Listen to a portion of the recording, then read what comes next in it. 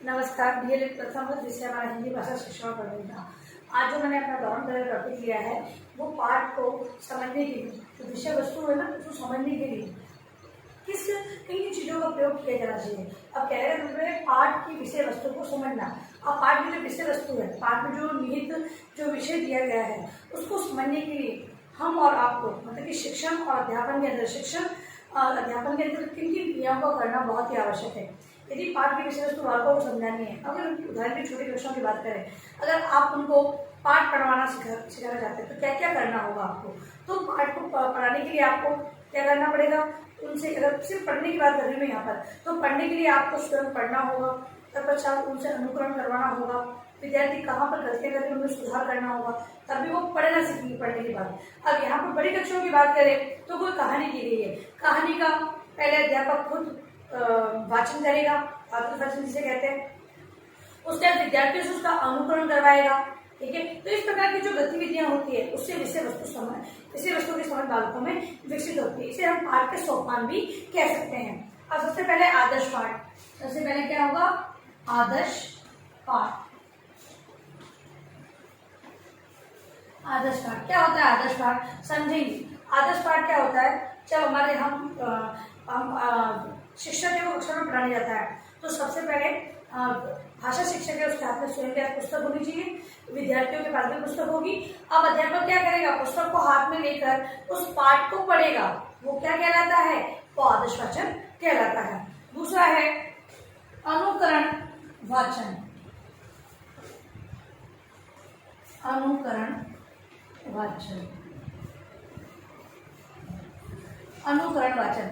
अनुकरण वाचन के अंतर्गत अध्यापक है, अगर छोटा पाठ है तो पूरी कक्षा से मतलब काला से अगर व्यवस्था है तो पूरी कक्षा से वो उस पाठ को पढ़वाएगा, अन्यथा यदि मतलब कुछ एक छात्रों को पाठ पढ़ने के लिए कहेगा और विद्यार्थी क्या करेंगे, पाठ को पढ़ेंगे। ये क्या कहलाता है, अनुकरण वाचन। जैसा अध्यापक ने किया उसके आधार पर उसका अनुकरण करना। कुछ एक छात्र है पाठ का वाचन सही गति से करेंगे, अगर वो गलत पढ़ते हैं तो अध्यापक है उनमें उसी समय बोर्ड पर श्यामपट्ट का प्रयोग करते हुए उनमें सुधार करवा देता है।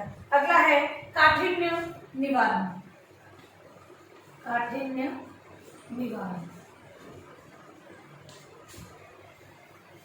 पाठ में निहित कुछ जो कठिन शब्द होंगे उनके अर्थ को बताते हुए अध्यापक बोर्ड पे शब्दों को लिखेगा तथा उसके अर्थ को विद्यार्थी से पूछेगा या विद्यार्थियों को फिर अगर समझ नहीं आएगा तो बताएगा। तो काठिन्य निवारण के अंदर अध्यापक है वो विद्यार्थियों को नए शब्दों से अवगत करवाएगा। पुराने शब्द है विद्यार्थी स्वयं जानते हैं, उसके अर्थ को बताने का प्रयास करते हैं। तो काठिन्य निवारण इस प्रकार किया जाता है। फिर है भाव विचार विश्लेषण। भाव विचार विश्लेषण, भाव विचार विश्लेषण के अंतर्गत अध्यापक पाठ से संबंधित पाठ के भावों से संबंधित या जो विचार प्रस्तुत किए गए हैं उससे संबंधित विश्लेषण को करने हेतु, उसका विस्तार करने हेतु विद्यार्थियों से कुछ प्रश्न पूछेगा और विद्यार्थी है उसका उत्तर देने का प्रयास करेंगे। यदि विद्यार्थियों को उत्तर समझ में नहीं आते हैं तो अध्यापक है ये प्रयास करेगा कि उन्हें उस विषय वस्तु को समझाने, उस विषय वस्तु के प्रति उनकी समझ विकसित हो सके, इस हेतु वो प्रश्नों का उत्तर देने का भी प्रयास करेगा। फिर है सौंदर्यानुभूति।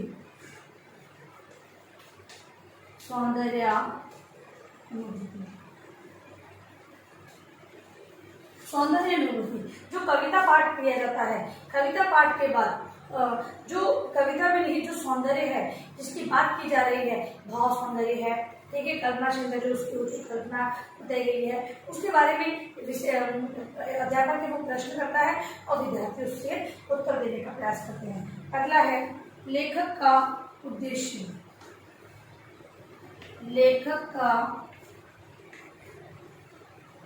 उद्देश्य, अब अध्यापक है वो लेखक ने जो उद्देश्य निश्चित किए थे उन उद्देश्यों की प्राप्ति हेतु लास्ट में मूल्यांकन प्रश्न पूछता है जो पूरे पाठ पर आधारित होते हैं। यहाँ पर हम बात कर रहे हैं कविता पाठ की, तो कविता पाठ में निहित जो भाव दिए गए हैं उन भावों पर आधारित जो विषय वस्तु के बारे में बताया गया है, उन विषय वस्तु को पढ़ाने के बाद अध्यापक ने क्या उन उद्देश्यों की प्राप्ति की है, अगर की है तो कहाँ तक की है, इस पर आधारित पुनरावृत्ति या मूल्यांकन प्रश्नों को पूछा जाता है अध्यापक द्वारा। अब हम बात करेंगे टॉपिक की, वो है कविता के सौंदर्य को समझना। कविता के सौंदर्य को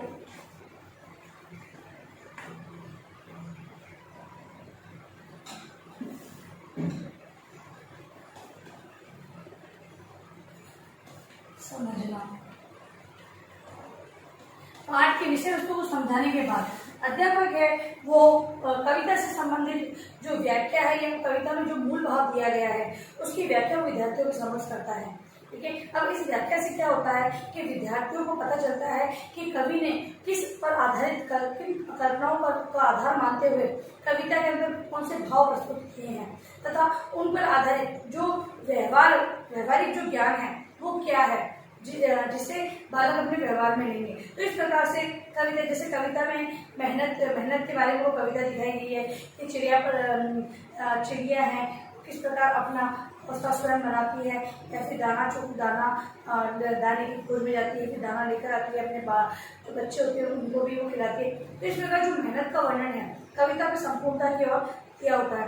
अब अध्यापक लोग मूल भाव को समझाते हैं, उस कविता में जो बताया गया है उसके बारे में जानकारी देते हैं।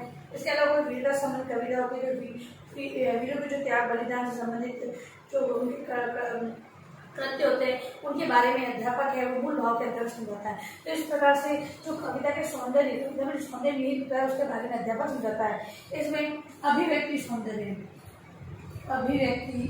सौंदर्य की कविता में इस बारे में व्यक्त किया गया है, उस व्यक्ति के बारे में सारी बातें बताई जाती है। कविता में अभिव्यक्ति तथ्य है उसकी जानकारी दी जाती है। फिर है भाव सौंदर्य।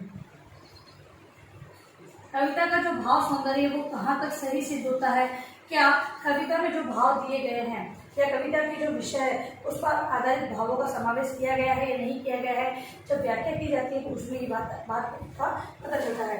इसके अलावा विचार सौंदर्य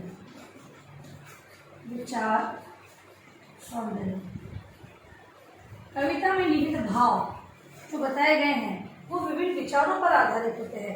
विचारों के आधार पर जो विचार दिए गए हैं उन्हीं पर आधारित भावों का निर्माण कविता में किया जाता है। तो अध्यापक है जो व्याख्या करता है तो विचार कविता में निहित जो विचार है उसका सौंदर्य के बारे में भी बताते हैं। इस प्रकार से कविता की जो समझ जानकारी है वो एक अध्यापक है उसे सौंदर्य का संपूर्ण जानकारी व्याख्या या मूल भाव को बताते हुए बताता है। अब देखिए अपना गृह कार्य प्रश्न।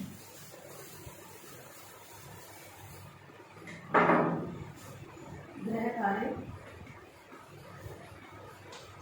पाठ को समझना तथा कविता के सौंदर्य का पता लगाना।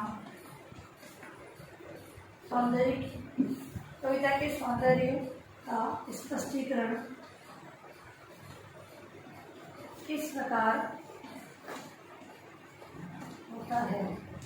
ठीक है, ये दो टॉपिक हमने एक में किए हैं और इसके बारे में आपको जानकारी अपने एक लघुतात्मक उत्तर के रूप में देनी है तथा इस महामारी के दौरान कम से कम आवश्यक कार्य होने पर घर से बाहर निकले। यदि बाहर जाते भी हैं तो 3 बातों का विशेष ध्यान रखें। मास्क लगाएं, सोशल डिस्टेंस बनाएं और हाथों को बार बार सैनिटाइज करें। तो इस तरह से ध्यान रखें।